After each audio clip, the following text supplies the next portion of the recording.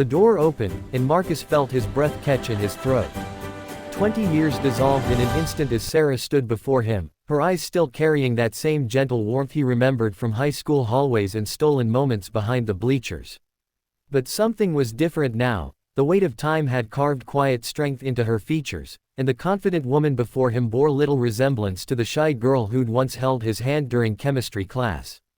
"Marcus," she breathed, and he heard everything unsaid in that single word: surprise, joy, nostalgia, and perhaps a hint of nervousness. He'd driven 6 hours with his daughter Emma sleeping in the backseat, making this unplanned detour because sometimes life demands you face the roads you left behind. The funeral announcement had appeared in his social media feed 3 days ago. Sarah's mother, the woman who'd made him snickerdoodles and never once made him feel less than despite his worn-out shoes and secondhand clothes.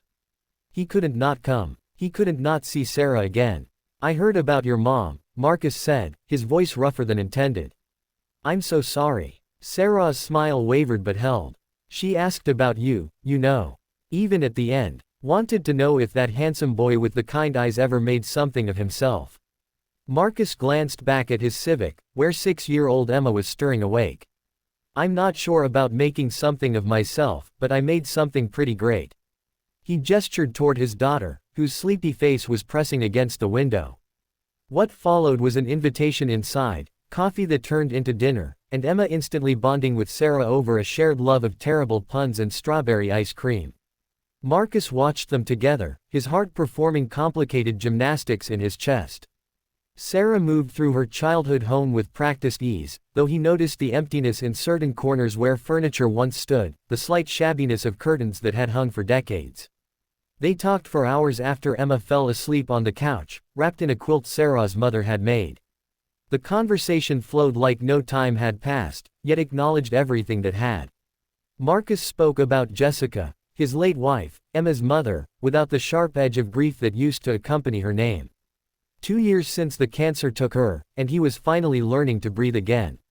Sarah shared stories of her mother's final months, the hospice care, the small business she ran from home that barely kept the bills paid. She'd never left their hometown, never pursued the art school dreams they'd whispered about senior year. Life had required different things from her. "No regrets though," she insisted, refilling his coffee. "Mom needed me. And I've had a good life here.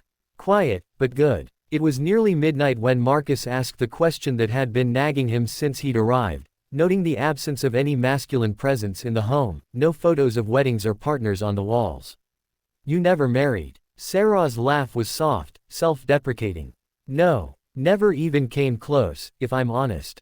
"But you're incredible," Marcus said, the words tumbling out before he could stop them. "Smart, funny, beautiful. I don't understand." The silence that followed felt heavier than it should. Sarah traced the rim of her mug with one finger, and when she finally spoke, her voice was barely above a whisper. "Mom got sick the first time when I was 23. Just when I was supposed to leave for Chicago, start fresh.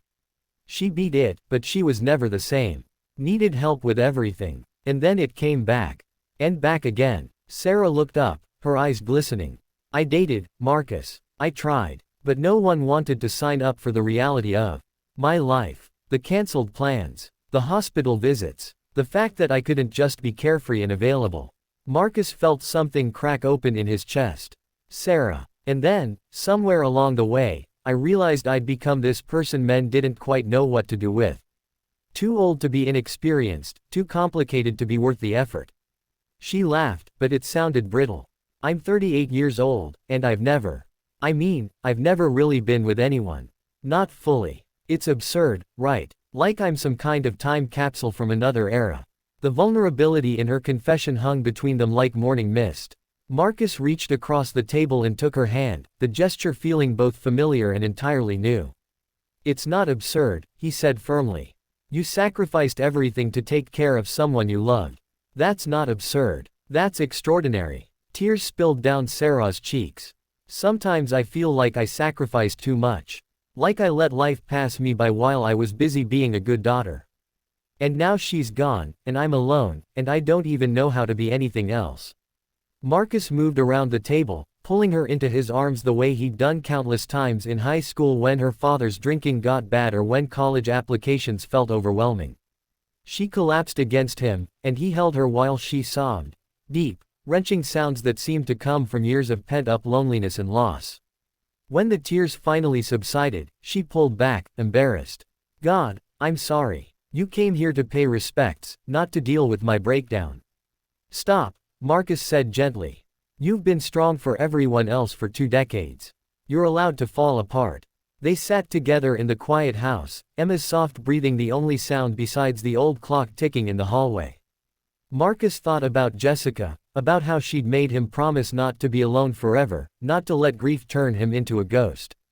He thought about the strange alchemy of timing, how he'd almost skipped this trip, almost sent flowers instead.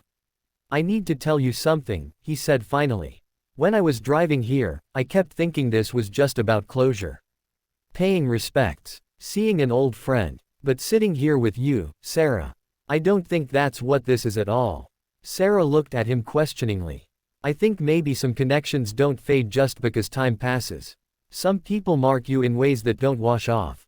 He squeezed her hand. You deserve everything you gave up. The adventure. The romance. The life that got put on hold. And you're not too late. 38 isn't too late for anything.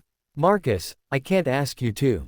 You're not asking. I'm offering. He smiled. Emma and I were pretty good company. And I happen to know a guy who runs a gallery in Portland who's always looking for new artists. Your sketches were incredible back in high school. I bet they're even better now. Sarah's eyes widened. You can't be serious. Stay in touch with me, Marcus said.